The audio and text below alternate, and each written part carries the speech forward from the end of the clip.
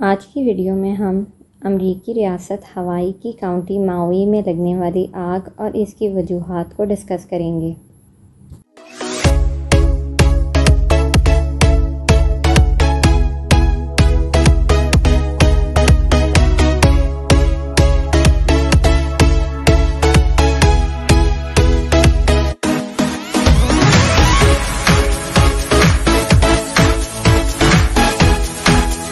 السلام علیکم، میں ہوں فرا منصور اور آپ دیکھ رہے ہیں انفو نیوز ڈائری۔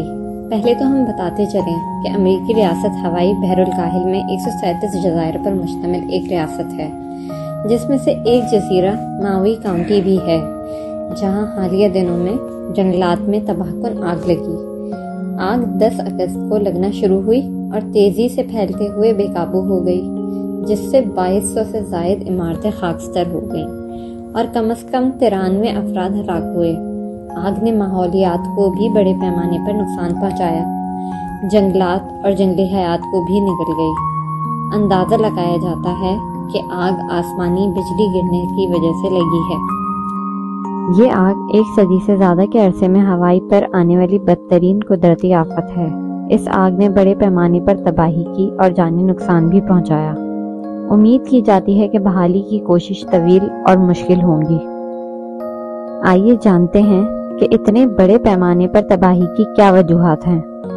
خشک موسمی حالات۔ ماؤی جزیرہ جنگل کی آگ سے قبل کئی مہینوں سے خشک سالی کا شکار تھا اور خشک موسم آگ لگنے اور پھیلنے کے لیے سازگار رہا۔ ڈھلان والا خطہ۔ ماؤی کا خطہ بہت ڈھلان والا اور ناہموار ہے، جس کی وجہ سے فائر فائٹرز کے لیے آگ تک رسائی حاصل کرنا اور بجھانا انتہائی مشکل ثابت ہوا۔ تیز ہوائیں۔ جب آگ لگی اس دن ہوائیں غیر معمولی طور پر تیز تھیں، جس نے شعلوں کو تیزی سے پھیلنے میں مدد کی۔ مقامی پودوں کی موجودگی۔ ماؤی میں بہت سے غیر مقامی پودے موجود ہیں جو کہ انتہائی آتش گیر ہیں۔ ان پودوں نے بھی آگ کو تیزی سے پھیلنے میں مدد کی۔ آگ کے پھیلنے میں بریکس کی کمی۔ ماؤی میں پودوں میں گیپس نہ ہونے کی وجہ سے آگ میں لگنے کے وقفوں میں کمی رہی۔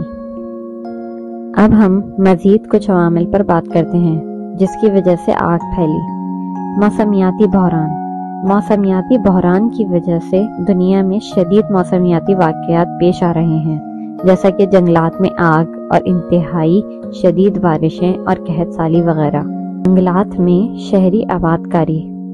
ماؤی بھی ان علاقوں میں شامل ہے جو تیزی سے ہریالی کی جگہ کے بجائے کنکریٹ کا جنگل بنتا گیا، اور یہی وجہ بنا شہری آبادی میں آگ کے پھیلاؤ کا۔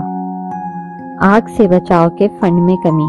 ہوائی کی ریاست میں حالیہ سالوں میں فنڈ کی کٹوتی کی وجہ سے آگ سے بچاؤ کے فنڈ میں بھی کمی آئی ہے، جس کی وجہ سے فائر فائٹر بھی کم تھے۔